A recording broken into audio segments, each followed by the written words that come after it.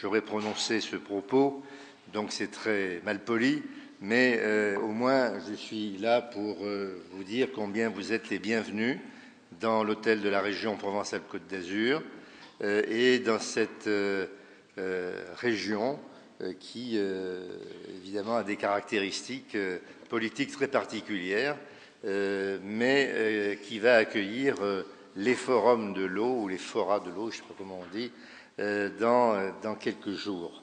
J'ai souhaité que vous soyez installés ici, dans cet hémicycle, à la place où sont les élus du peuple de cette région, une région de 5 millions d'habitants, qui apparaît souvent un peu bling-bling, vu de Paris ou du reste du monde, avec la Côte d'Azur, les festivals prestigieux que nous connaissons, mais qui est aussi une région méditerranéenne, avec naturellement le problème de l'eau, l'évolution climatique, une agriculture qui, depuis les Romains, puis à travers le savoir-faire des paysans de cette région, des génies comme Craponne au XVIe siècle, avec son célèbre canal de Craponne, et puis aujourd'hui, la forêt méditerranéenne, les risques d'incendie, le problème de l'eau, le problème de sa rareté, le problème de ne pas le gaspiller, de faire attention au nombre des terrains de golf qui chassent naturellement avec toute l'eau qu'ils absorbent.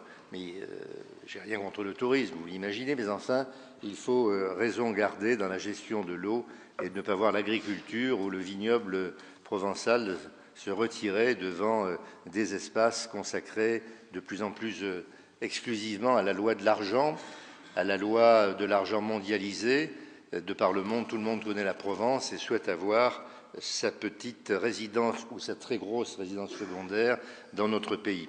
Nous sommes donc livrés à une spéculation qui pose des problèmes sociaux extrêmement graves et qui font que le travail que vous allez accomplir dans cette enceinte n'est pas du tout étranger et au contraire au cœur des préoccupations du président de région.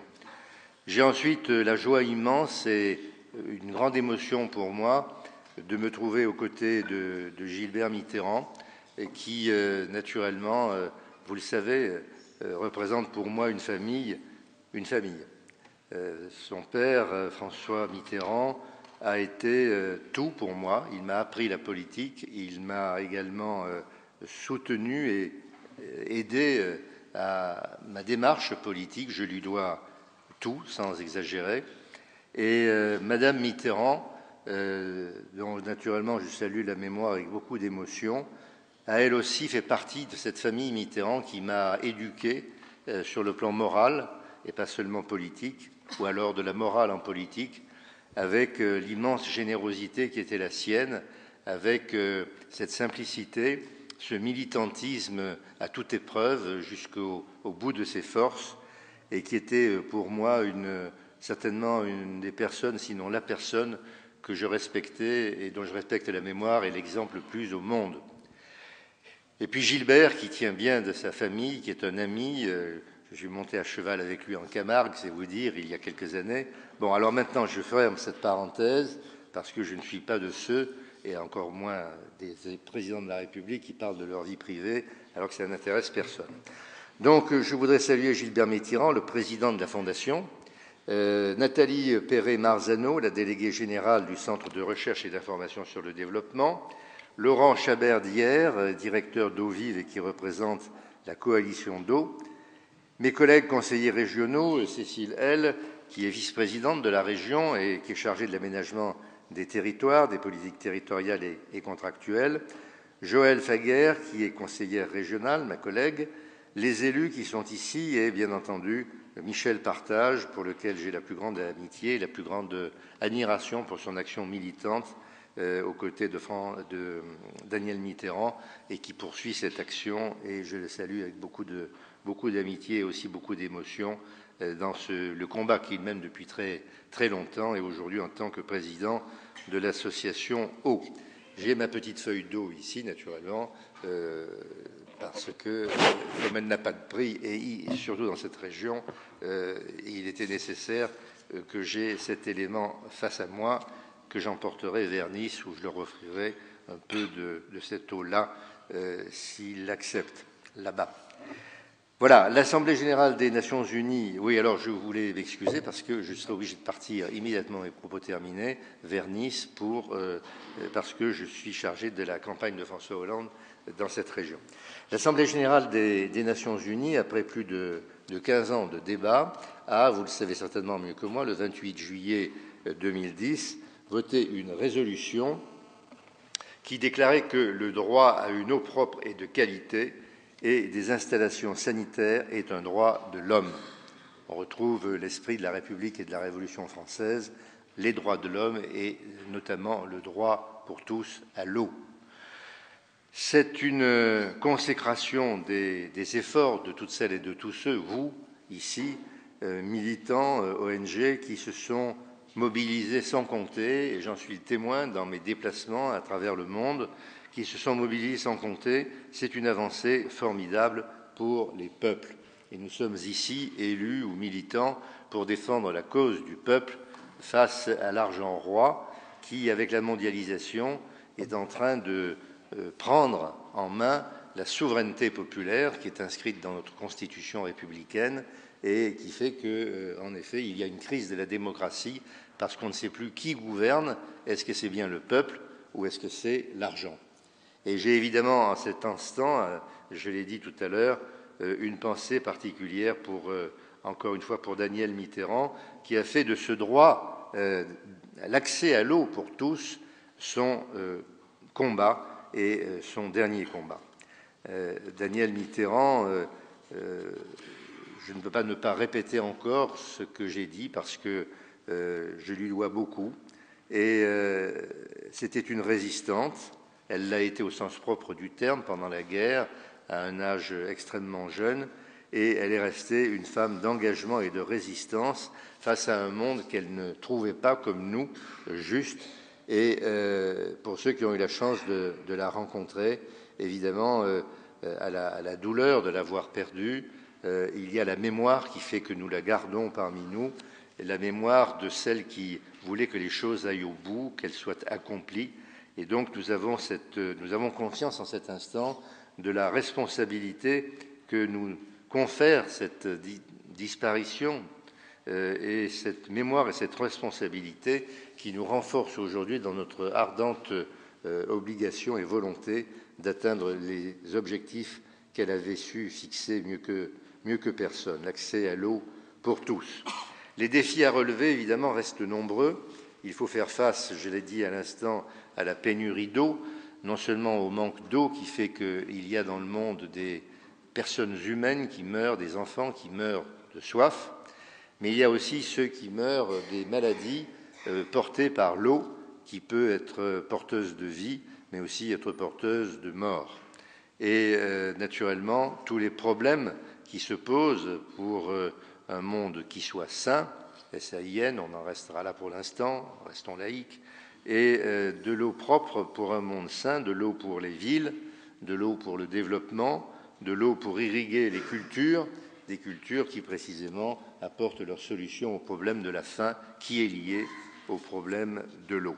La réponse à ces défis qui conditionnent ce nécessaire passage d'une déclaration de principe à son application réelle, et c'est pour ça que vous êtes réunis, que nous sommes réunis, impose plus que jamais que nous nous mobilisions, militants solidaires, élus, décideurs, citoyens, et je suis donc heureux de vous accueillir dans cette maison de la région Provence-Alpes-Côte d'Azur. Je sais combien l'implication de la société civile est indispensable à cette mobilisation. Je sais combien vos actions participent à une prise de conscience qui se doit d'être collective. Et je sais que lorsque nous parlons de droit à l'eau, c'est, comme je viens de le dire, pour insister là-dessus, il s'agit d'accès à l'eau potable pour près d'1 milliard d'êtres humains, qu'il est question de peuples qui meurent de soif ou de maladie à cause du problème de l'eau. Je sais combien vos propositions sont essentielles dans ce combat. Vous êtes au cœur de ces débats qui vont notamment animer notre région et la ville de Marseille la semaine prochaine. L'eau qui est un droit de l'homme, un bien commun de l'humanité, qui doit rester un bien non marchand, non susceptible d'appropriation.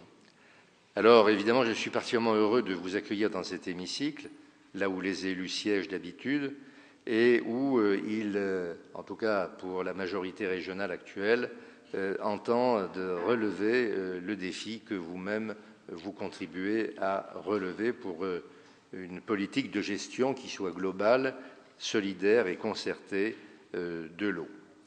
La région n'a pas de compétences de droit commun ni d'obligations légales relatives à l'eau.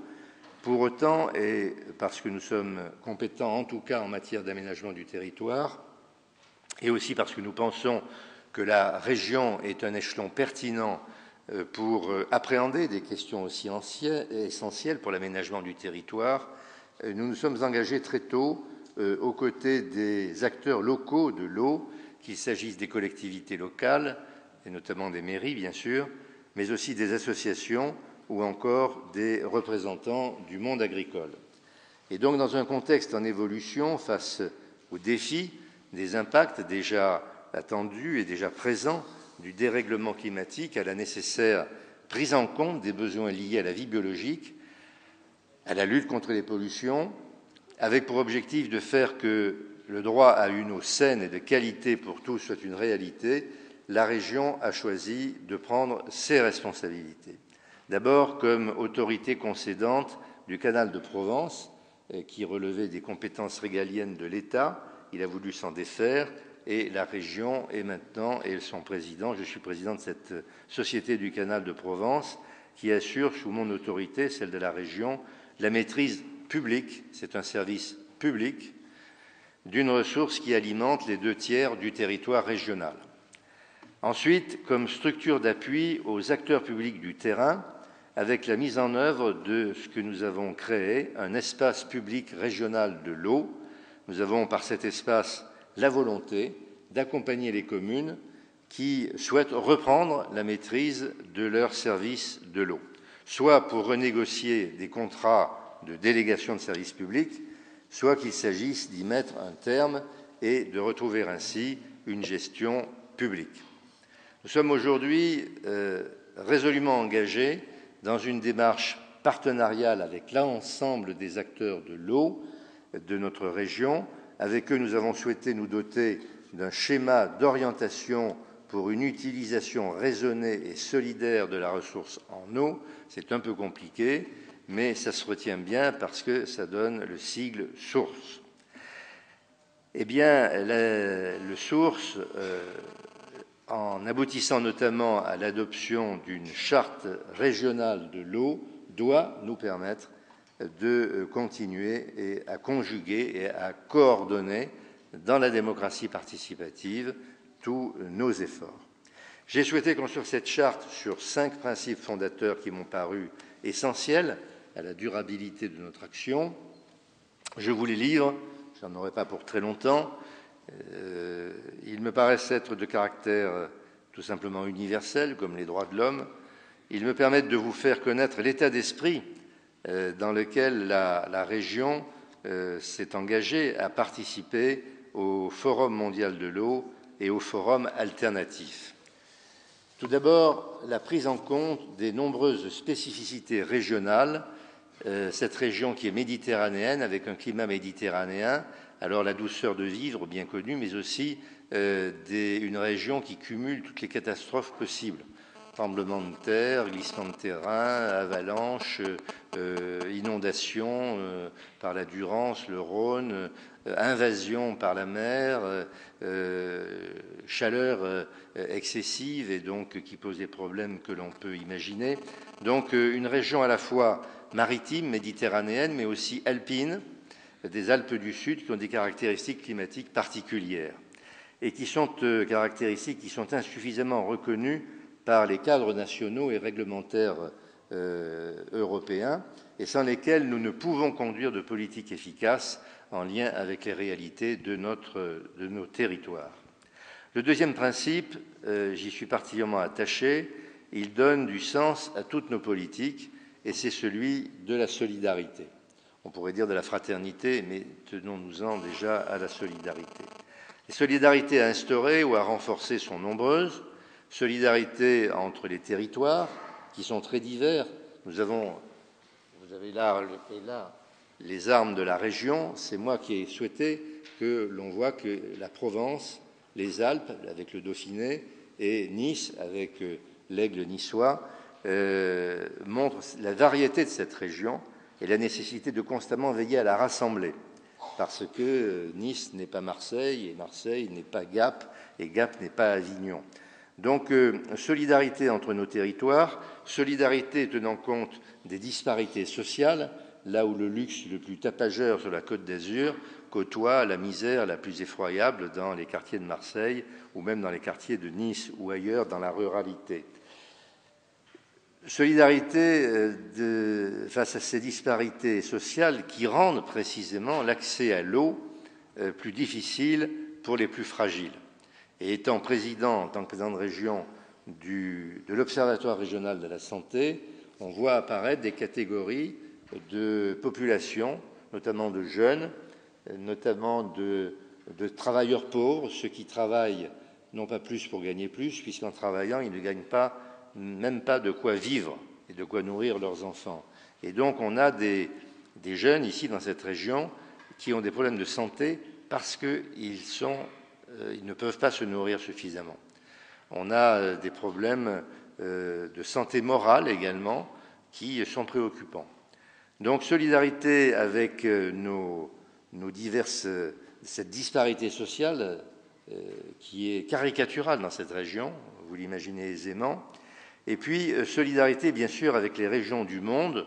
Nous avons des accords de coopération, notamment dans le domaine de l'eau, avec nos voisins italiens et espagnols pour discuter d'une coopération technique, notamment, encore une fois, dans le domaine de l'irrigation et de l'eau, avec le Maroc, l'Algérie, la Tunisie, heureux de la révolution tunisienne et du printemps arabe, bien sûr. La Libye, pour le moment, c'est un peu difficile, vous le comprendrez. L'Égypte, la Syrie, c'est également impossible en ce moment. On peut avoir une pensée pour l'héroïsme et le martyre de ce peuple en ce moment. Israël, la Palestine, la Jordanie, la Turquie. Nous avons donc des contrats de coopération avec notamment des régions dans la Méditerranée orientale, on parlait de Méditerranée à l'instant avec Gilbert, qui peuvent un jour connaître non pas la guerre pour le pétrole ou pour l'armement atomique, mais pour l'eau, dans la région où les eaux du Jourdain, du Tigre et de l'Euphrate peuvent conduire à des guerres. Solidarité aussi avec les générations futures auxquelles nous devons penser en gérant ce problème de l'eau aujourd'hui. Donc solidarité, mais aussi sobriété. Alors sobriété, on pense tout de suite au vin ou à l'alcool. Là, il s'agit de sobriété pour l'eau, qui doit être notre dénominateur commun. Cette sobriété ne s'oppose ni au développement, bien sûr, au développement économique et humain, ni à la modernité, mais elle s'oppose en tout cas au gaspillage, pour les mêmes raisons. Elle est garante du développement durable auquel nous aspirons. Solidarité et sobriété ne peuvent rencontrer leur concrétisation que dans le cadre d'une acceptation collective, et donc il est nécessaire de mettre en œuvre une gouvernance partenariale, toujours un souci d'avancer toujours vers plus de démocratie, gouvernance partenariale qui est la seule garantie d'un partage équilibré de la ressource et qui en assure aussi la pérennité. Le cinquième principe, enfin, c'est celui d'une maîtrise publique de l'eau, seule maîtrise qui garantisse durablement, de manière transparente et sécurisée, un accès équitable à une ressource de qualité.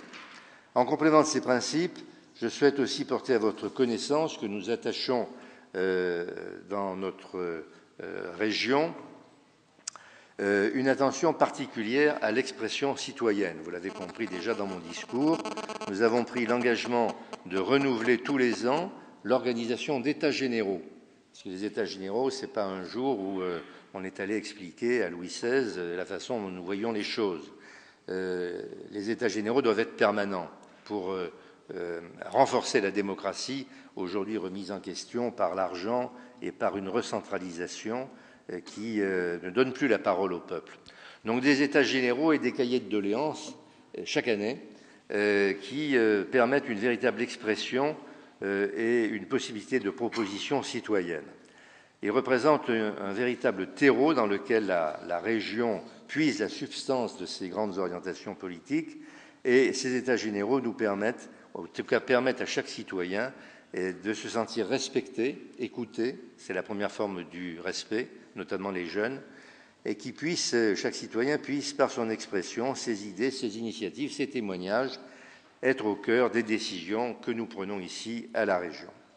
En amont du Forum mondial de l'eau et du Forum alternatif, et pour que la mobilisation soit à la hauteur de ces enjeux majeurs, mais aussi dans le cadre de nos réflexions pour l'élaboration de nouvelles politiques régionales, j'ai souhaité cette année que les États généraux de la région soient précisément consacrés à l'eau. Et nous avons donc fait une année régionale de l'eau. Et dans les débats qui ont eu lieu sur l'ensemble de notre territoire, l'implication des citoyens a été très forte, parce que ce thème, en effet, interpelle, comme on dit aujourd'hui, les gens, tous les citoyens.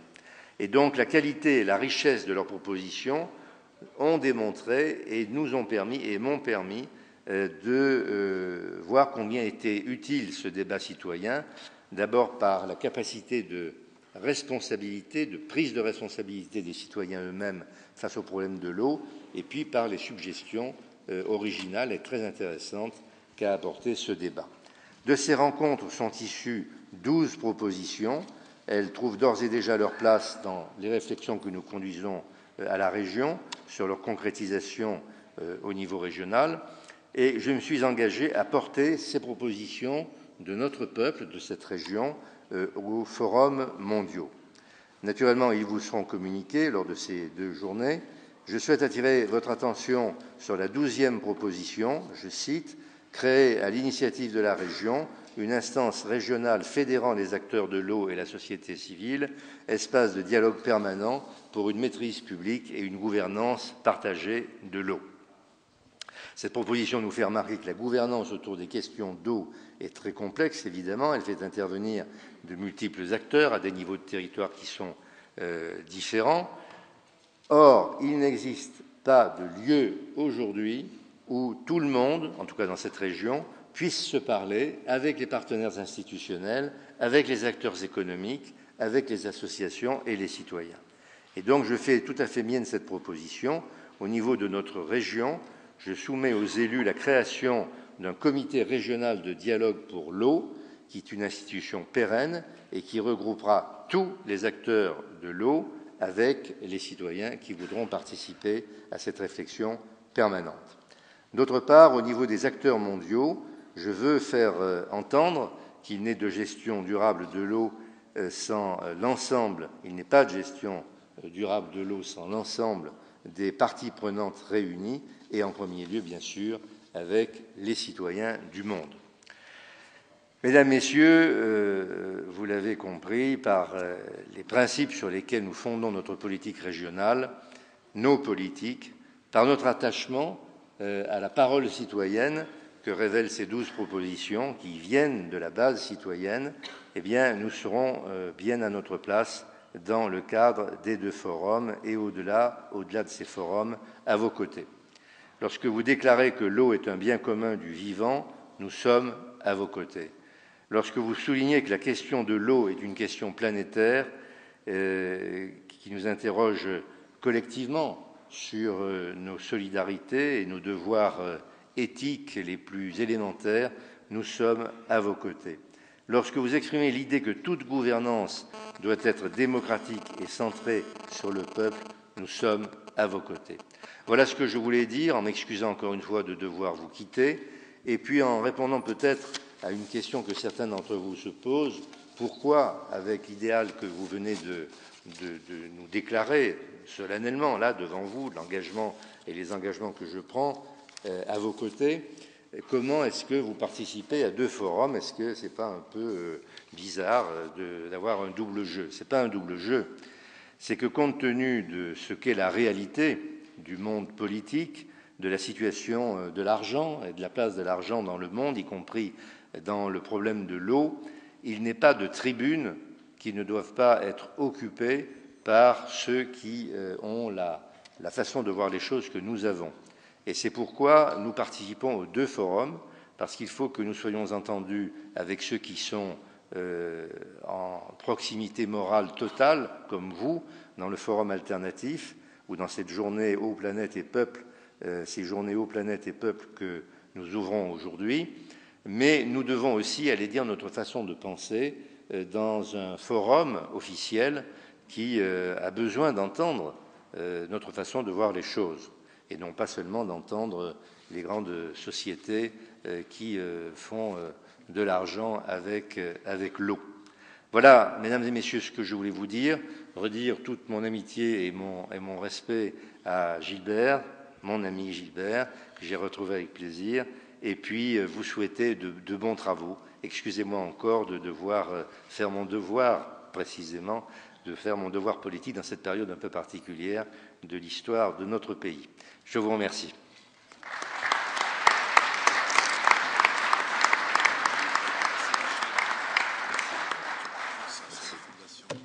Bonjour. Je repars avec un cadeau que vous connaissez bien, et puis je laisse la présidence à Gilbert et la parole au meneur de jeu. Merci, Monsieur le Président. Bonjour, je m'appelle Olivier Milhomme, je suis journaliste et je donc vais animer la séance plénière.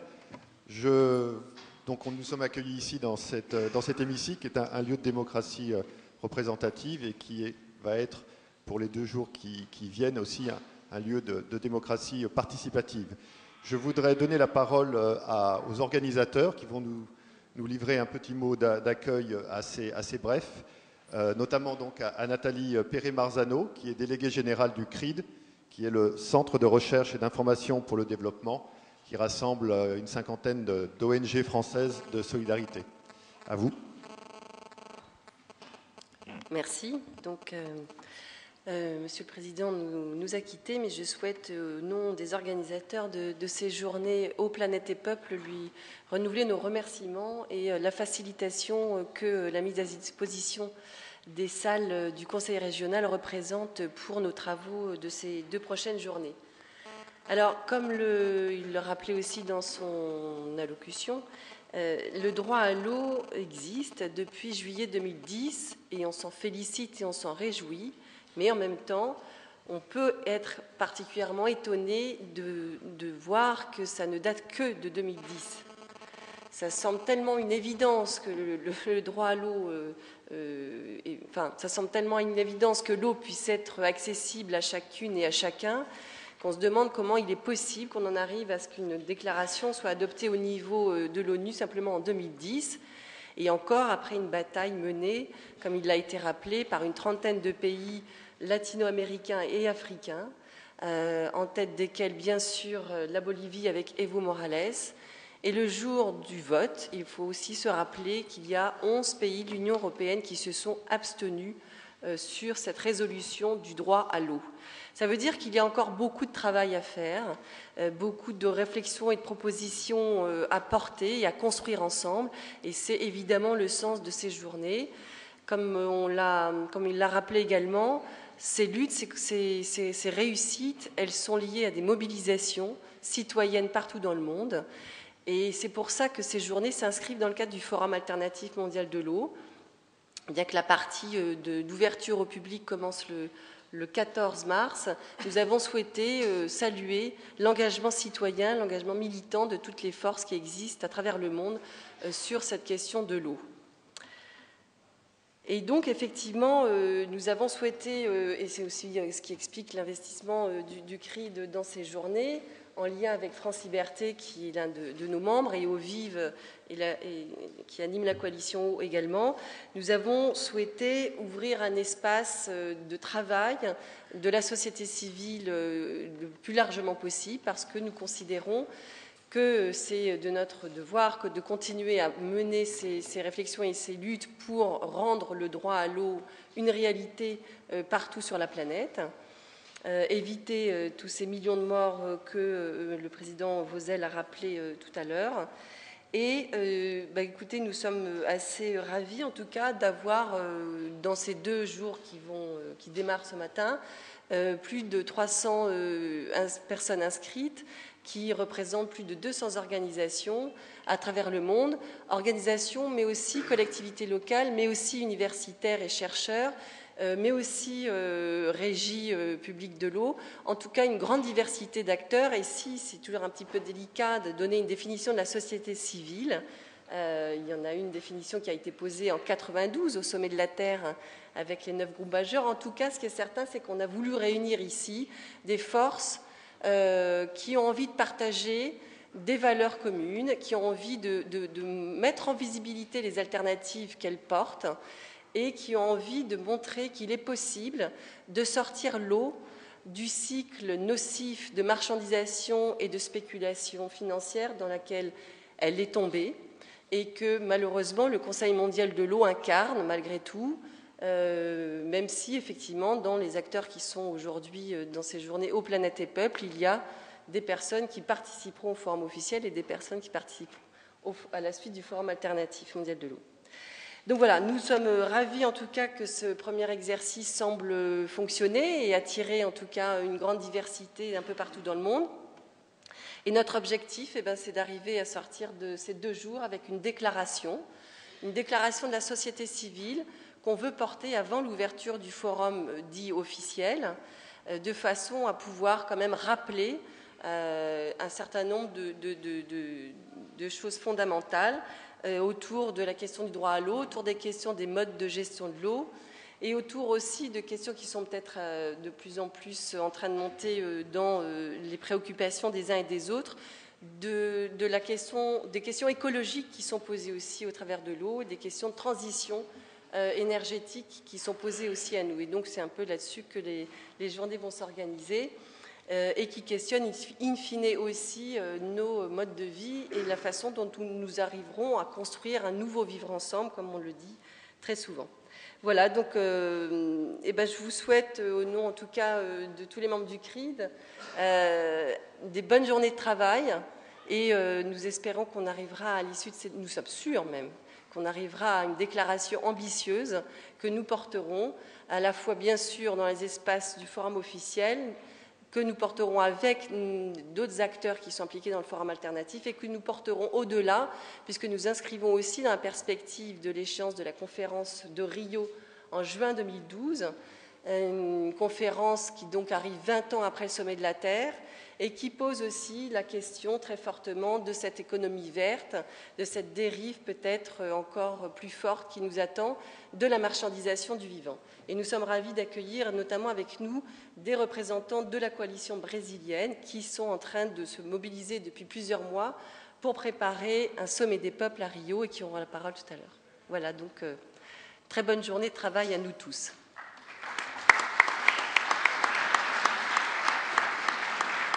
Merci Nathalie. J'ai un petit message de la régie. Si vous avez des téléphones portables, essayez de les éteindre parce que ça crée des interférences avec la sonorisation de la salle. Ça explique les petits bip-bip qu'on entend de temps en temps. Je vais donner la parole à Laurent Chaberdière qui anime la coalition Eau et qui est aussi participant à l'effet papillon et qui est le directeur de l'ONG Eau Vive qui va nous donner son petit mot d'accueil. Merci. Bonjour tout le monde. Je viens effectivement avec une famille qui s'appelle la Coalition Eau, qui regroupe 31 ONG françaises qui travaillent dans le secteur de l'eau au sens large, et puis l'effet papillon qui compte aujourd'hui 90 ONG ou réseaux rassemblés qui ont préparé ce forum. Alors nous venons pour rentrer, nous avons fait le choix de rentrer à l'intérieur du forum officiel, avec une grande lucidité sur les ambiguïtés de ce forum et une parfaite lucidité sur le fait que nous allons nous affronter à un mur, mais nous avons fait le constat depuis plusieurs mois qu'on prépare ce forum qu'il y a quelques brèches dans le mur et que, en tous les cas, nous avons fait le choix de travailler de l'intérieur et de faire des propositions de l'intérieur. On verra au final si cette tactique est la bonne ou qu'est-ce qu'on a sorti de ce forum officiel. Ceci étant, on a voulu être ici aujourd'hui parce que ce travail à l'intérieur du forum, évidemment, ne suffit pas. Et si nous sommes ici, et je reprends là les termes de ces 2 journées qui me paraissent particulièrement appropriés, on est venu d'abord pour partager des sensibilités, avec d'autres sensibilités, pour débattre, construire ensemble. C'est comme ça que ça s'appelle. Débattre avec l'idée que nous avons tous une expertise, nous avons tous des expériences, des compétences, mais qu'individuellement, on n'a probablement aucune vérité. En revanche, collectivement, il n'est pas impossible qu'on ait une certaine vérité et qu'il y ait besoin de l'exprimer fortement. Alors, du coup, renforçons nos analyses. Moi, je suis venu pour apprendre. Je suis venu aussi pour expliquer qu'il y a certaines choses que j'ai comprises dans le secteur de l'eau et je prends le risque de le proposer à d'autres. Ceci étant, nous ne serons pas d'accord sur tout. Et alors ? Je sais particulièrement qu'il y a des gens qui sont un peu réservés sur la coopération décentralisée, sur la loi Oudin. Oui, probablement, il y a des réserves à avoir. Et puis nous, on vous montrera qu'est-ce qu'on peut faire de concret aussi avec la loi Oudin. Des fois, ça sert. Peut-être bien qu'on va parler des dérives du secteur privé, ça m'étonnerait qu'on n'en parle pas. Mais là où on parlera de grands opérateurs ou de multinationales, on pourra peut-être parler aussi des dérives au niveau du fontainier. Peut-être que c'est des dérives qui sont de même nature, mais peut-être pas de même degré. Puis on parlera sans doute de la gouvernance internationale en disant que le Conseil mondial de l'eau, ce n'est pas forcément ce qu'il y a de meilleur aujourd'hui. Mais on verra s'il faut une agence onusienne ou s'il faut jouer avec les différents secteurs onusiens qui existent aujourd'hui. On va échanger sur tout ça, on va débattre. Deuxièmement, on va construire. Nous avons un rôle à jouer, nous avons une responsabilité, et moi je pense qu'on n'a pas le droit de la rater. Aujourd'hui, si nous sommes là, c'est que nous avons un mandat, alors peut-être qu'on se l'est auto-donné, mais en tout cas on a une responsabilité, c'est de faire avancer la question. Et moi je suis là pour construire un mouvement, non pas unitaire, parce que j'y crois pas beaucoup, puis c'est peut-être pas l'objet de la réunion d'aujourd'hui, mais en tous les cas un mouvement qui se base sur à la fois de l'interpellation, de la contestation, parce qu'il y a des choses qui sont inacceptables, mais aussi de la proposition. Parce que pour avancer, il ne faut pas simplement dénoncer, il faut proposer des alternatives. Le forum alternative, moi ce qui m'intéresse dedans, ce n'est pas les alternatives, c'est les idées alternatives. Et puis, ce qui m'intéresse, c'est qu'on construise aussi un message durable. Parce que je fais le pari que le samedi 18 mars, les choses ça ne sera pas le grand soir. Et qu'il y a un long chemin devant nous qui s'appelle Rio plus 20, qui s'appelle des prochains forums, qui s'appelle des prochains, etc., événements. On a un long chemin devant nous. Ce qu'on bâtit peut-être aujourd'hui, il faut le bâtir durable. Et enfin, le ensemble. Nous avons l'ambition, la prétention de défendre une vision et le rôle du citoyen. La première chose par rapport à ça, c'est peut-être de définir ensemble des messages essentiels. On s'est vu à Marseille le 19 janvier dernier pour préparer ces 2 journées et on voyait déjà qu'apparaissaient des lignes de force. Il y a des choses sur lesquelles nous sommes quasiment en phase, qui s'appellent la loi. On n'avancera pas sur la desserte de tout le monde, l'accès à l'eau pour tous, sans la loi. On n'avancera pas non plus sur l'accès, parce que vous savez qu'il y a des pays où reconnaître le droit, c'est compliqué. Vous avez et j'ai l'accès. Sauf qu'il y a des pays où il n'y a pas l'accès. Donc comment on fait pour reconnaître le droit quand il n'y a pas d'accès? Ça mérite débat. Enfin, ensemble, ça je l'ai bien senti dans cette année de préparation avec Emmanuel et avec Nathalie, pour protéger l'eau, d'au moins de 2 choses, et probablement plus, mais au moins de 2 choses. La première, c'est le productivisme à tout crin, industriel, agricole, énergétique, qui fait que de toute façon, l'eau, il y en aura toujours, on s'en sert, on la rejette, où est le problème? Et puis la deuxième chose qui est nettement apparue, c'est la protection par rapport à l'appropriation. Alors certes, on parlera des dérives du privé que Nathalie a mentionnées, spéculation, corruption, financiarisation. Ça guette le domaine de l'eau, c'est déjà un petit peu grignoté d'ailleurs. Mais je parlerai aussi, et nous parlerons sans doute, de l'appropriation des États. Il n'y a pas que Veolia qui peut avoir des dérives, il y a des États aussi qui disent « l'eau, elle est à moi ». Et enfin, j'en termine là. Essayons de faire en sorte que ce message que nous allons pondre ensemble, il soit compréhensible du citoyen. Nous sommes réputés proches des usagers, proches du citoyen, avec un discours approprié, communicant, qui ne soit pas simpliste, mais qui en même temps sache exprimer des vérités fortes avec simplicité. J'espère que la déclaration que nous allons sortir puisse être lue par ma cousine, ma sœur, votre cousin et votre tante, que tout le monde puisse la partager. Je vous remercie.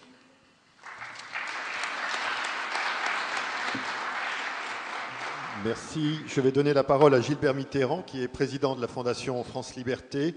Et s'il pouvait être bref, parce qu'on a une demi-heure de retard sur notre programme. Pour l'instant, j'y suis pour rien. Tout à fait, vous avez raison. Je voudrais tout simplement déjà remercier le président Michel Vauzel et le conseil régional de nous accueillir. D'abord sur le thème qui nous est cher, mais ensuite en nous permettant d'avoir les moyens justement aujourd'hui de pouvoir travailler ensemble sur des préoccupations communes, même si elles supposent des différences, des stratégies et des approches multiples, elles ont toutes une même convergence. Et c'est au sortir de ce colloque que nous pourrons justement mesurer le chemin parcouru et qui reste à parcourir pour parvenir à une expression qu'on va appeler de la société civile. Et pour cela, il faut des partenaires, et je remercie tous les partenaires ici rassemblés.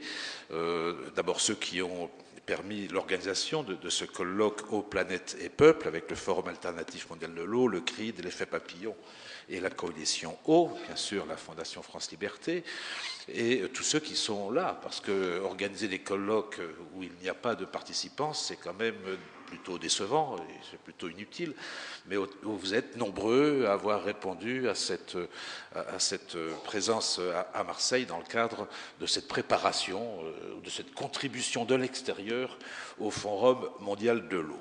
Celui-ci se tenait déjà, ce forum, il y a 3 ans à Istanbul, dans une configuration semblable à celle qui le réunit dans quelques jours à Marseille. Tous les professionnels de l'eau étaient là, ceux qui recherchent l'eau potable, ceux qui la capturent, ceux qui la traitent, ceux qui la transportent, ceux qui la distribuent, ceux qui la vendent, ceux qui l'assainissent. Bon, leur présence était naturelle car ces métiers sont à l'évidence complémentaires. Étaient présents également dans ce forum ceux qui investissent, ceux qui assurent, ceux qui commercent, ceux qui contractent, ceux qui légifèrent et réglementent, et ceux que l'on appelle les décideurs économiques. Bon.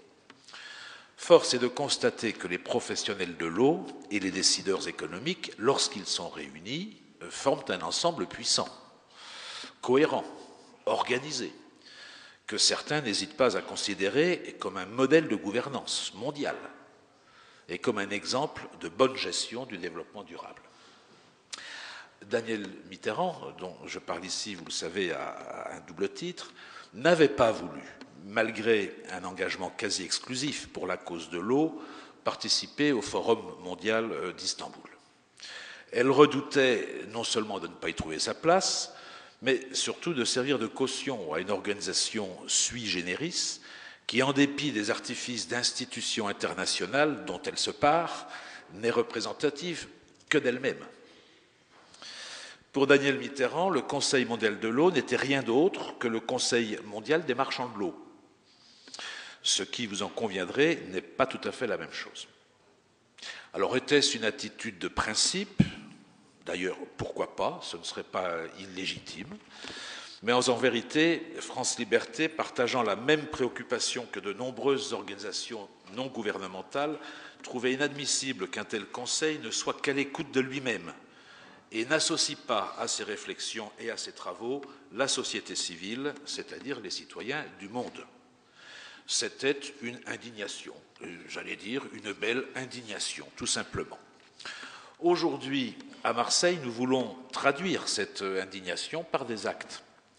C'est pour cela que nous sommes réunis dans ce forum alternatif pour porter la voix citoyenne avec l'espoir d'être entendus, voire compris, par les forats de l'eau. Certains pourraient penser que nous sommes là pour parler du prix de l'eau. Bien sûr, c'est important et il est normal que les citoyens se mobilisent pour interroger les professionnels sur les éléments constitutifs de leur facture, sur la qualité de la distribution, sur son traitement avant et après usage.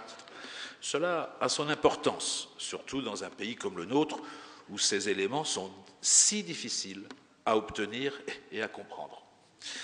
Comme consommateurs, nous savons que le prix du service de l'eau se discute ailleurs. La Fondation France Liberté participe activement à ces débats.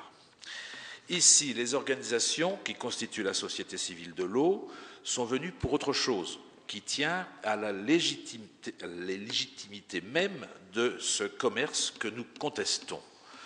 Contester le principe de la marchandisation de l'eau, c'est contester l'appropriation par quelques-uns, que ce soit des sociétés privées ou des États, d'un bien commun de l'humanité. Un bien auquel chaque être vivant doit son origine et son existence. Cela vaut plus encore pour l'homme qui lui doit aussi sa dignité, sa santé, sa culture et les progrès, j'allais dire, de ces civilisations, si ce mot n'avait pas été galvaudé il y a quelques jours dans un débat purement franco-français. Dans cette époque de crise, dont beaucoup estiment que le seul remède réside dans l'équité des partages et la frugalité des consommations, le partage de l'eau est le meilleur indicateur de démocratie. L'eau ne relève pas seulement d'un service public, mais aussi et surtout d'un service de vie. Je conclurai, chers amis, par une question. Qu'est-ce qui fait le prix du service de l'eau? Quel serait le prix du service de l'eau si l'eau était en quantité et en qualité suffisante et accessible à tous? Eh bien, l'eau n'aurait aucune valeur et personne ne chercherait à la vendre. Ce qui fait la valeur de l'eau, c'est la souffrance de ceux qui n'en ont pas. C'est la peur un jour d'en manquer pour ceux qui en ont. Voilà ce qui distingue les humanistes qui veulent que l'eau n'ait pas de prix, qu'elle soit universellement respectée pour ce qu'elle est, et les entrepreneurs pour qui la souffrance, le manque ou la peur de manquer n'ont d'intérêt que s'ils sont solvables pour donner un coût au service de l'eau et lui attacher un profit. C'est sur cette menace implicite que se forme le prix du service de l'eau. C'est ainsi que se rejoignent le global et le local, ceux qui en ont, ceux qui n'en ont pas. Et c'est ainsi que s'explique le caractère totalitaire d'un marché international. Aujourd'hui, à Marseille, nous voulons montrer que le débat sur le partage de l'eau n'est pas un débat d'experts, ce n'est pas de l'hydraulique, c'est un débat sur le développement qui confronte la planète à l'espèce humaine, la plus prédatrice, certes, mais aussi la plus créative. Je vous souhaite d'aborder ce débat avec lucidité, imagination et originalité, avec l'espoir que nos travaux seront pris en compte par tous les acteurs de l'eau comme une contribution indispensable et non pas comme une provocation inutile. Et je vous souhaite de bons travaux si j'ai pu déjà au moins permettre que ceci se déroule dans les délais.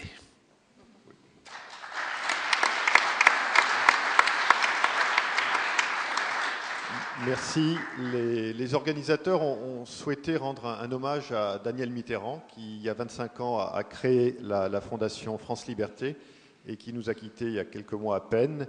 Et donc, vous allez voir ce film qui est destiné à lui rendre hommage.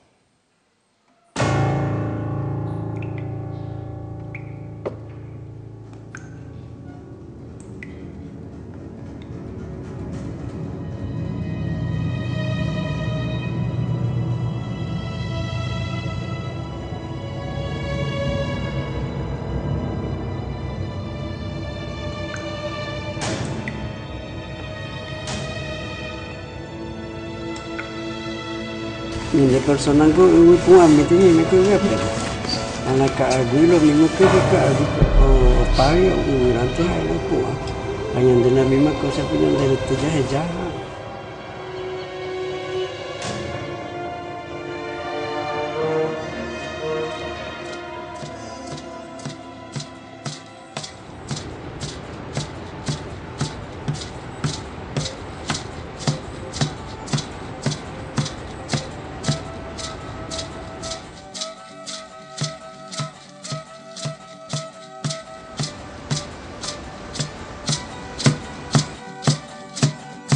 Amala yang jalapat dan perahu tapi kaabi yang nambah opamana yang kaabi Ikori emat di Jepang mau jina ko mundo ketemu aja ko jina oviana ko lepe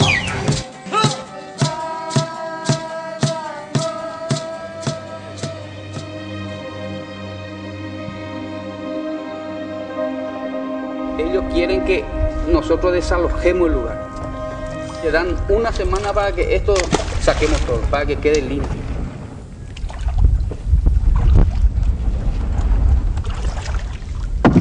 Por acá nosotros andábamos en moto, en bicicleta, caminando, andábamos a caballo y ahora eso era que nosotros nunca pensamos que por acá íbamos a navegar así. Esto era una calle, este era un polideportivo, una cancha, una discoteca acá había. Acá había una discoteca, hermosa discoteca. Ahora es un lugar de tristeza, eso es la verdad. Le importó más las obras que el ser humano.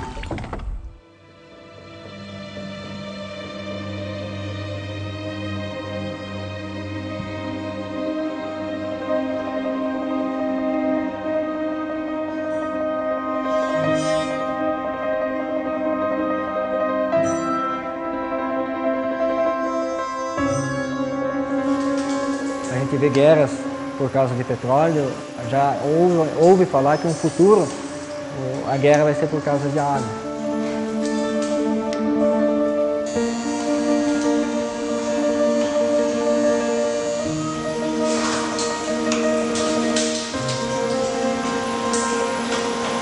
A gente chega a fazer aí 600 garrafão por hora. 20 litros cada um, chega a 1 milhão e meio de litros de água por mês. É ouro que as pessoas têm que saber valorizar.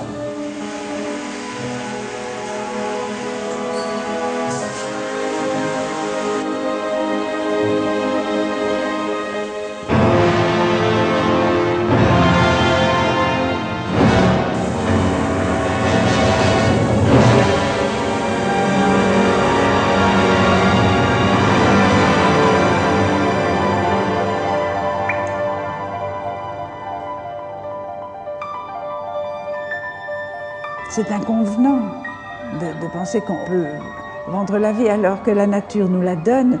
L'eau n'appartient à personne. Pour vendre quelque chose, il faut en être acquéreur. Et on ne peut pas s'approprier l'eau. Elle n'a pas de prix. La vie n'a pas de prix.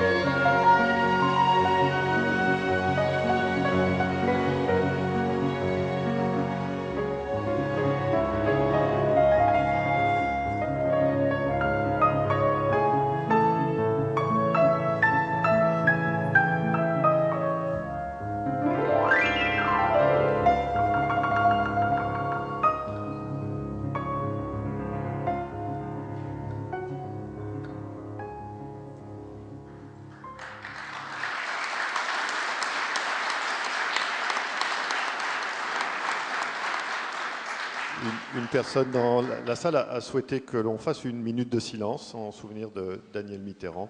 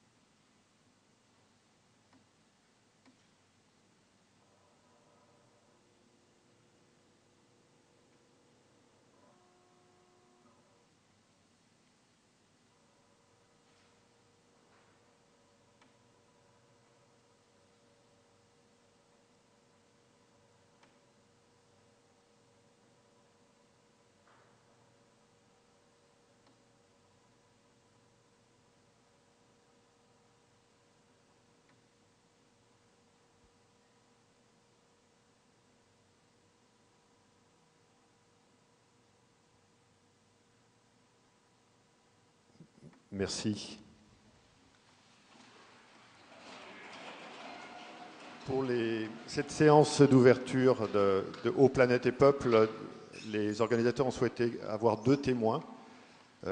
L'une d'entre elles est Moema de Miranda, qui vient du Brésil et qui est directrice à l'IBAS, qui est donc l'Institut brésilien d'analyse sociale et économique, et qui va nous parler brièvement du thème de l'eau dans le contexte d'une année 2012 chargée, puisqu'il y a cette conférence Rio + 20 au mois de juin. Et donc Miranda va nous en parler. Elle va parler en espagnol. Donc si vous souhaitez la traduction, je rappelle que for English Channel 1, pour le français c'est le canal 2 et pour l'espagnol le canal 13.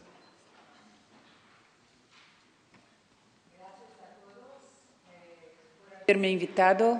Gracias por estar aquí compartiendo con ustedes este importante momento de reflexión en un momento en el mundo en que juntos enfrentamos un conjunto tan grave de crisis y que solamente la solidaridad entre nosotros encontrará la buena solución. Me ha emocionado mucho que Daniel Mitterrand ha estado en Brasil en este vídeo y que de ahí ha estado hablando con nosotros y nosotras. De Brasil también les traigo esta palabra de esperanza en el sentido de que juntos podamos construir un mundo mejor para todos. En 2009 hemos celebrado en Belém de Pará un Fórum Social Mundial en que teníamos la cuestión ambiental en el centro de las preocupaciones de los hombres y mujeres que desde hace 8 a 10 años en el Fórum Social Mundial decimos que un otro mundo es posible. Un otro mundo que no esté bajo el dominio completo del capital y que no esté construido como más importante, dando valor a la economía que a la gente o que a su vida. Y en este momento, 2009, cuando empezaba y teníamos la gran crisis de 2008, los pueblos indígenas de los Andes nos habían guiado por la comprensión que no estábamos frente a una crisis de crisis y de crisis, que no era simplemente una crisis más otra, que teníamos por un lado la crisis ambiental, por otro lado la crisis social, por otro lado la crisis económica, sino que estábamos frente a una crisis sistémica de un modelo de civilización basado en un consumo por arriba de las capacidades mismas de la tierra donde vivimos de darnos condiciones. Esta comprensión a mí me parece todavía muy relevante. Estamos y tenemos, por supuesto, y nos confrontamos con un conjunto de desafíos y de crisis que pueden muchas veces nos aislar en las luchas cotidianas por la sobrevivencia, sin darnos cuenta de las causas más profundas a las que están conectadas. En este sentido, nos parece fundamental toda la lucha y los luchadores por el derecho humano al agua han sido ejemplares en su capacidad de conectar las necesidades locales con la comprensión de los marcos alrededor de los cuales se hace hoy este gran avance y esta gran amenaza a la capacidad de la vida humana en el planeta que tenemos, que es nuestra casa común, la casa que compartimos. En este sentido, en Río de Janeiro, en el próximo junio, celebraremos 20 años de la primera conferencia del ciclo de las Naciones Unidas que trató de conectar las cuestiones de desarrollo con una comprensión ambiental y ecológica del planeta que tenemos. Hoy día, más que nunca, este vínculo entre la comprensión de qué tipo de mundo podemos y queremos construir, que los indígenas de los Andes dicen que contraponiéndonos a una lógica de acumulación ilimitada, una comprensión de progreso como algo que sea un aumento sistemático de consumo, podemos tener la idea del buen vivir, la idea del compartir, la idea de la solidaridad y la comprensión que en este planeta que recebemos, que es tan amplio, si somos capaces de nos autolimitar en un consumo absurdo, podemos tener espacio para todos y tener calidad de vida para todos. En ese sentido, el gran reto que tenemos delante de nosotros en Río 92, en Río +20, es exactamente el tema del avance de la mercantilización y del control por las corporaciones y el control privado de los centros y de las condiciones de vida en el planeta. Los luchadores del agua, ustedes que están acá, ustedes que estarán en el foro, han, por supuesto, comprendido la importancia de resistir a esta mercantilización antes y más atrás que muchos de los otros. Y ahora lo que se hace en Río de Janeiro, lo que está en la pauta bajo el nombre tan lindo de economía verde, es de hecho el intento de comodificación y de mercantilización de otros aspectos esenciales a la vida humana. Toda la lógica del crédito de carbón, que hace con que se pueda vender lo que no es vendible, que se pueda mercantilizar las necesidades básicas del planeta, estará en pauta. Ante una crisis como ustedes en Europa viven, la solución no puede ser más mercado. La solución tiene que encontrar, y los caminos tienen que ser de redefinición de las formas de vida en el planeta. Y eso no podremos hacer aislados unos de los otros. Los caminos de solidaridad y de vínculo entre la humanidad, más que nunca, tienen que ser redefinidos y reencontrados. No podremos y no tendremos posibilidad de ir más allá si no somos capaces de hacer el vínculo entre las luchas inmediatas y las trascendencias que tenemos que construir para encontrar los vínculos profundos entre nosotros y entre las luchas que estamos vinculados. Por eso nos parece, y los invitamos con mucha fuerza, que ustedes que ya están hace mucho involucrados en las luchas por los derechos al agua y que han tenido victorias tan importantes, puedan conectarse con otros pueblos, los pueblos indígenas que luchan por sus derechos a la tierra, los pueblos de África y de Asia, que también juntos construyamos la perspectiva y el horizonte de una nueva forma de vida que no esté basada simplemente en la acumulación y en la mercantilización, que pueda garantizar que los medios de vida sean de hecho compartidos por todos y por todas, que podamos juntos pensar en nuevas formas de vida que nos den condiciones de habitar mejor en este planeta que es el planeta Tierra. Estamos, por lo tanto, en este momento en que la crisis nos hace más aterrados a los problemas que tenemos, invitados a la trascendencia y a mirar más allá,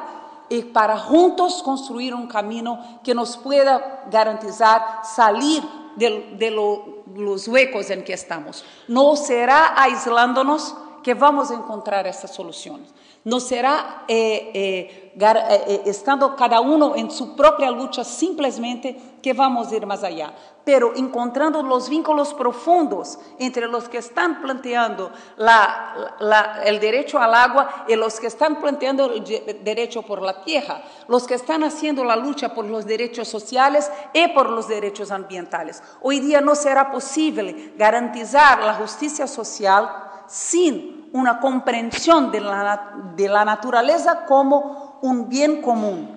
No será por la increíble e inevitable mercantilización de la naturaleza más allá de lo que ya tenemos que vamos a garantir los empleos que hemos perdido. Tenemos que reconstruir nuestro modo de vida, reconstruir en profundidad nuestras relaciones para de hecho poder encontrar formas que nos permitan a un tiempo tener justicia social y justicia ambiental. No es posible más pensar que son dos retos separados. Entonces, a nosotros nos Parece esencial que los luchadores y luchadoras por el derecho al agua estén con nosotros en Río de Janeiro, que multipliquemos los espacios de conversación y que juntos, paso a paso, podamos crear nuevas utopias, pero también nuevas realidades que permitan a todos y todas tener en este planeta, que es tierra y agua, una vida con dignidad. Gracias.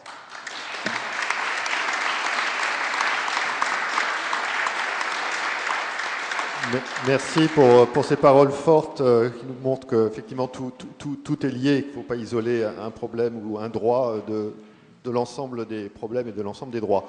Je vais donner la parole à un autre témoin qui est Pedro Arrojo, qui est professeur à l'université de Saragosse et qui actuellement, à partir de demain, vous pourrez voir une exposition à Aubagne. L'exposition s'appelle Eau, rivière et peuple et il en est le concepteur. S'il vous plaît, Pedro, et vous allez un peu nous rappeler la situation de l'eau dans le monde et nous parler de ceux qui n'ont pas accès à l'eau. Merci.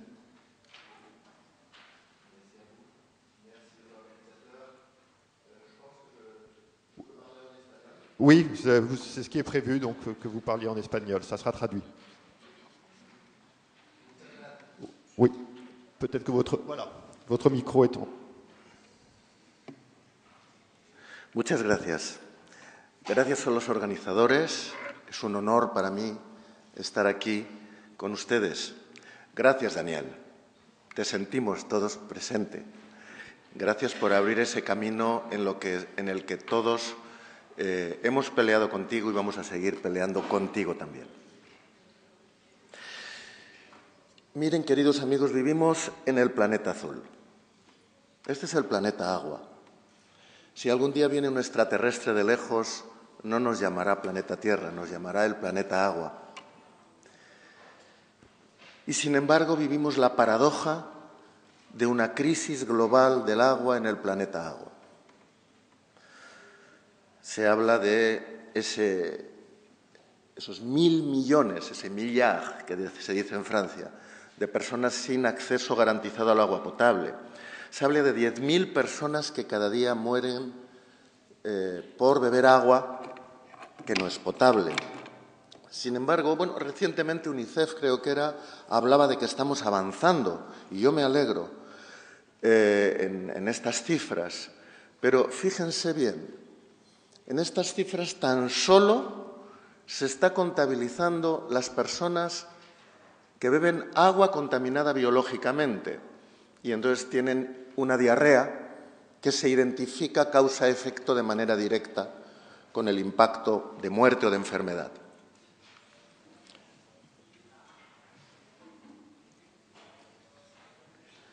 No se contabiliza la contaminación tóxica. Yo vengo ahora de Perú, donde recién se ha celebrado la Marcha Nacional por el Derecho al Agua, con un tema central, el tema de minería a cielo abierto. No dudo de que estamos avanzando, probablemente no tanto como querríamos, en la contaminación biológica. Pero no se habla nada de la contaminación tóxica y son millones las personas que se están contaminando a través de este tipo de contaminaciones tóxicas de metales pesados. En América Latina, en los Andes, prácticamente la mayoría de las cabeceras fluviales están albergando minería a cielo abierto, relaves mineros, con la correspondiente certeza en el corto, medio o largo plazo de grave contaminación tóxica. Son prácticamente millones de personas, eso no está contabilizado. Si son mujeres jóvenes, tendrán probablemente abortos que no tendrían que producirse. O, lo que es peor, malformaciones congénitas en sus hijos. Y habrá enfermedad y muerte que no se diagnosticará en los hospitales o quien le corresponda en relación al agua. Bien, ahí tenemos otro gran reto. Luego, por tanto, cuando hablamos de 1.000 millones de personas sin acceso al agua potable, probablemente tengamos que hablar de más. Y cuando hablamos de 10.000 víctimas cada año, 10.000 víctimas diarias, probablemente tengamos que duplicar o más las víctimas.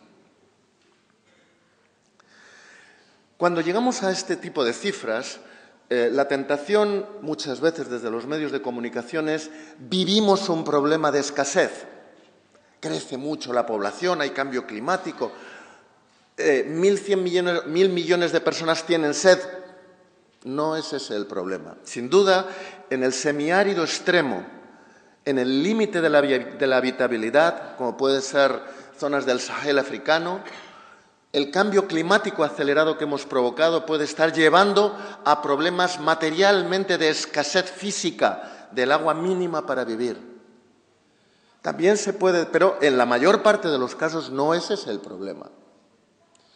He dicho que vivimos en el planeta agua. Estoy seguro que muchos de ustedes van a estar pensando, sí, pero la mayor parte del agua no es potable, es agua salada, no es agua accesible.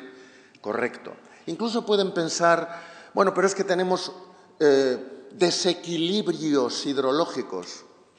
Unas cuencas o unos territorios son excedentarios, decimos muchas veces, de agua, y otros son deficitarios. A mí no me gusta esa terminología, creo que es inexacta. Nos induce a pensar algo que yo creo que es justo lo contrario, que el mundo está desequilibrado.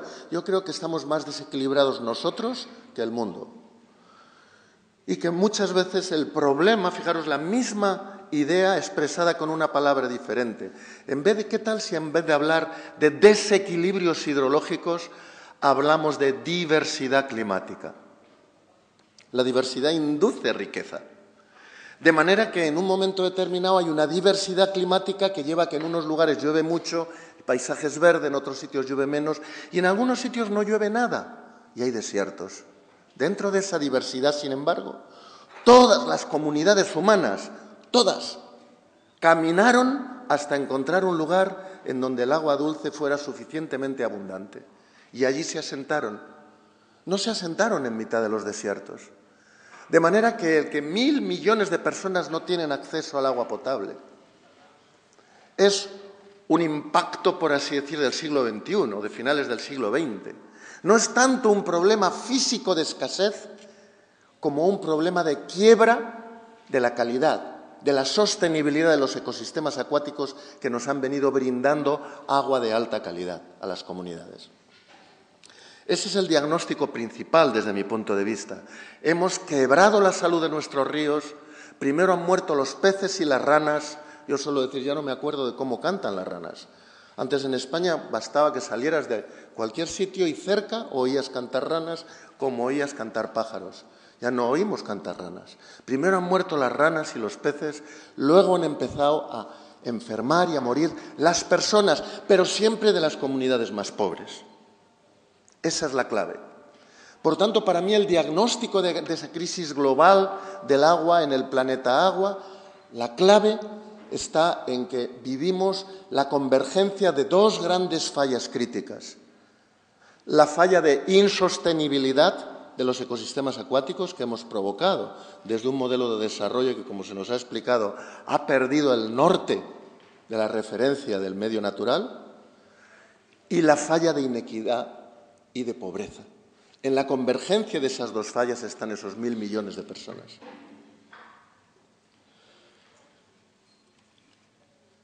A esas dos grandes fallas se une una tercera en la modernidad, desde la visión neoliberal imperante, que es la falla de la gobernanza en los servicios básicos de agua y saneamiento. En la medida en que se nos dice hemos hecho escasa el agua de calidad, y puesto que el agua de calidad es útil porque es necesaria, transformémoslo en mercado, transformémoslo en bien económico de mercado, para que sea el mercado el que administre eficientemente ese bien. Esa es lo que se nos predica desde el modelo neoliberal, transformando entonces a los ciudadanos y ciudadanas en clientes. Yo creo que eso es grave, porque vulnerabiliza más a los más débiles y, por tanto, agrava el problema del acceso al agua potable como un derecho humano. Hemos realizado extracciones. Por un lado, hemos contaminado sistemáticamente nuestros ecosistemas acuáticos. Con la industria, la minería a cielo abierto es muy grave. Incluso la agricultura intensiva, con agrotóxicos, está dejando fuera de potabilidad las fuentes de agua de la gente. Hemos hecho extracciones abusivas para grandes proyectos, desecado humedales, destruido manglares. Hemos realizado decenas de miles de grandes presas que han roto la continuidad del hábitat fluvial. Todo eso ha hecho quebrar la salud de los ecosistemas acuáticos continentales y marítimos. La mayor crisis de biodiversidad del planeta está justamente en los ecosistemas acuáticos. Y fijaros, no es romanticismo ecologista, es la quiebra de la pesca, la proteína de los pobres. Y no solo la quiebra de la pesca en el mar de Aral, en el lago Chad, en Amazonía, en el Mekong, sino también la quiebra de la pesca en los litorales, fuertemente dependiente de las aportaciones fluviales. Cuando se colapsa el Nilo en Asuán, se sabe que va a impactarse el delta, pero no se sospecha siquiera que al año siguiente va a disminuir la pesca de sardina y boquerón en todo el Mediterráneo oriental hasta las costas de Turquía en un 95%. Desapareció la pesca del Mediterráneo oriental. Hoy sabemos que los grandes ríos alimentan de nutrientes en crecida las costas, los litorales marinos en donde se produce la pesca y en donde alevinan, ponen los huevos las especies pelágicas. En suma, abordamos una crisis global de agua en el planeta agua y la pretendida solución de la privatización no hace más que agravarlo. La alternativa, nos lo han dicho, para mí está en la rebeldía. Yo por eso promovimos esta exposición de Agua, Ríos y Pueblos. Si queremos saber dónde están las soluciones, miremos dónde está el dolor. Miremos dónde está la gente que sufre esa crisis en primera línea de fuego, por así decir. Y ahí encontraremos la inspiración de las soluciones. Yo creo que el movimiento por la nueva cultura del agua que se está produciendo a nivel global y que cada vez se va engarzando mejor, tiene toda una serie ya de referencias alternativas. Una primera, pasar de gestionar el recurso a gestionar el ecosistema de manera sustentable. Pasar de la gestión maderera a la gestión forestal, digo yo. Pasar de la gestión del agua a la gestión del río, con la sostenibilidad como principio básico. Segundo, colocar en el primer lugar la prioridad del acceso al agua potable como un derecho humano. Yendo más allá, tercero, los servicios de agua y saneamiento, más allá de las cuotas básicas, que deben ser un derecho humano, deben ser reconocidos como un derecho ciudadano. Y como tal derecho ciudadano es también de acceso universal, con derechos y deberes, cierto, pero de acceso universal a través de una gobernanza participativa, no a través del mercado. Y no porque yo esté en contra del mercado, sino porque el mercado no sabe hacer estas cosas. Y por último, una actitud de cooperación internacional en los posibles conflictos o conflictos de facto que hay en la gestión de cuencas transfronterizas. Si en vez de gestionar recursos, gestionamos ecosistemas, entonces lo lógico es cooperar, no disputar el recurso, sino cooperar en la sostenibilidad del ecosistema. Yo, en efecto, y con esto acabo, creo que hace falta un compromiso para abrir estas nuevas lógicas. Y por eso a mí me parece importante, más allá del debate de si se debe estar en los dos foros o en uno solo, me parece importante que Naciones Unidas y nuestros gobiernos asuman la responsabilidad que les compete en una materia tan grave. ¿No sería lógico que delante de la amenaza de una nueva pandemia, por ejemplo, quien nos convocara a reflexionar sobre la salud pública en el mundo fuera un lobby de empresas farmacéuticas, sino que quien nos debe convocar es la Organización Mundial de la Salud? Pues aquí también debemos de hacer un llamamiento para que este tipo de foros globales que están abordando cuestiones claves para el conjunto de la humanidad estén convocadas desde la responsabilidad de Naciones Unidas. Y por lo demás, mientras tanto, nos toca a todos y a todas seguir levantando este movimiento por la nueva cultura del agua, basada en principios éticos de sostenibilidad y solidaridad. Y, en efecto, otro mundo es posible sencillamente porque es necesario. Nada más. Merci Pedro pour cette analyse qui nous inspirera pour la suite des travaux, notamment les ateliers qui vont suivre. Je vais demander à 6 personnes de venir à la tribune. Ils composent le collège des rédacteurs. Et ce sont des personnes que j'aimerais bien que vous identifiez au moins visuellement. Et, ils vont se présenter et ils vont vous expliquer assez rapidement le processus de travail pour les séances qui suivent et pour les deux journées. Donc il y a Emmanuel Poilane, qui est donc le directeur de la Fondation France Liberté. Il y a Nathalie Perret-Marzano, qui est déjà à la tribune donc pour le CRID. Je cite également Christelle Malleg, qui représente la coalition Eau, si elle pouvait venir également à la tribune, parce que ce sont des personnes à qui vous pourrez vous adresser pendant les 2 journées. Et c'est même, on vous invite fortement à interagir avec eux, à les contacter si vous avez des messages ou des choses à faire passer. Il y a Marianne Manahan de Focus on the Global South, qui vient des Philippines. Juste Nancy, Eau Vive, qui vient du Burkina Faso. Et Elisabeth Peredo de la Fondation Solon, qui vient de Bolivie. À toi, Emmanuel. Oui, donc on va essayer de faire vite, comme on a du retard. Comme vous le savez, l'ambition de ces journées ne démarrait pas aujourd'hui. On a travaillé depuis de longues semaines à la construction donc de ces journées, à la fois sur les thématiques, sur le fond et sur la façon de travailler.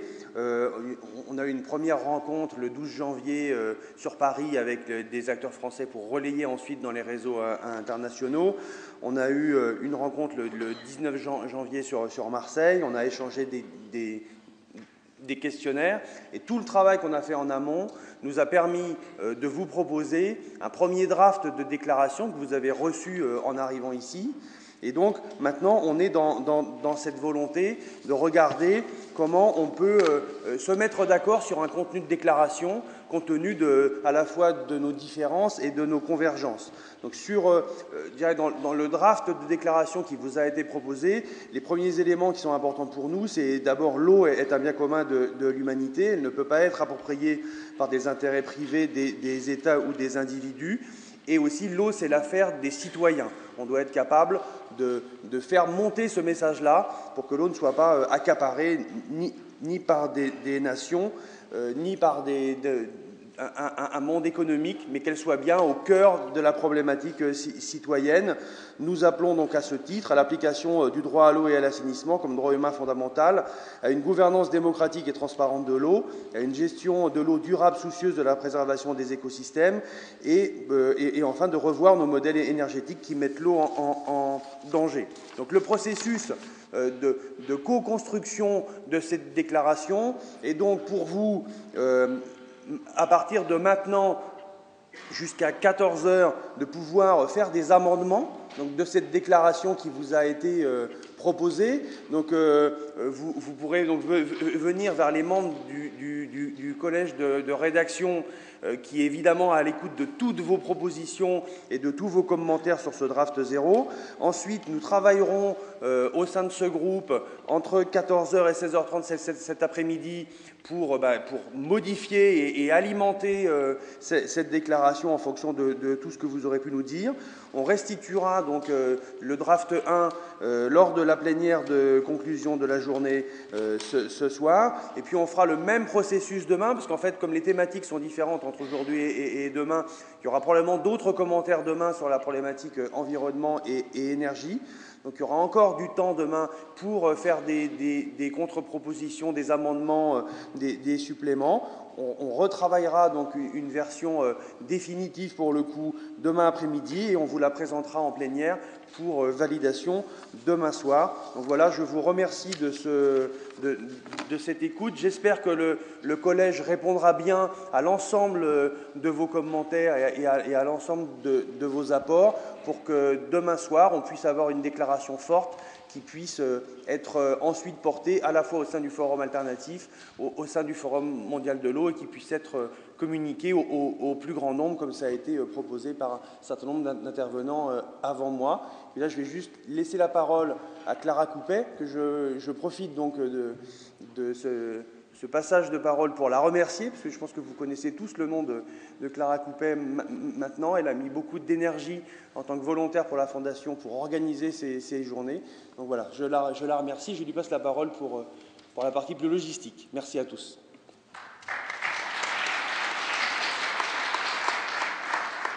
Merci Emmanuel. Je ne sais pas si tout le monde me connaît quand même, hein, peut-être pas en être là. Juste une précision par rapport aux amendements. Vous pouvez faire ces amendements, comme Emmanuel l'a dit, en vous adressant directement aux membres. Vous pouvez aussi les faire par écrit, parce que si 300 personnes se ruent sur chacun d'entre eux, ça risque de faire un petit peu beaucoup de monde. Voilà. Je vais commencer donc, c'est sur les différents points logistiques, faire un point sur le programme. J'imagine que vous en avez tous pris connaissance maintenant. Du point de vue de la structure est simple. On va fonctionner d'abord en atelier. Donc, comme on est un peu en retard, les ateliers vont déborder sur la pause midi. Donc, on va commencer d'ici 10 minutes, le temps que vous fassiez une petite pause quand même, et finir vers 13h15. Voilà, donc pour ces ateliers, ils seront dans plusieurs salles. Certains seront ici. C'est indiqué sur le programme. Certains sont ici, d'autres dans le salon d'honneur, d'autres dans d'autres petites salles. Je vous montrerai le plan tout de suite. Cet après-midi, on fonctionnera en agora. Donc l'agora droit à l'eau aura lieu ici. L'agora mode de gestion aura lieu à côté dans le salon d'honneur. Et enfin, donc une plénière de conclusion à la fin de la journée pour effectivement revoir ce draft de déclaration, tous ensemble. Alors, il y a également d'autres petits événements. D'abord, manger. Donc, ce midi, vous êtes tous invités à manger dans la salle de restauration qui est juste à côté. Et ce soir, vous êtes également invités à participer à un cocktail. Pendant la pause midi, il y a plusieurs petits événements qui ont été organisés. Il y a d'abord un certain nombre de stands de plusieurs personnes, des partenaires porteurs d'eau ou des partenaires un peu extérieurs. Et 3 événements extérieurs qui sont également dans le programme.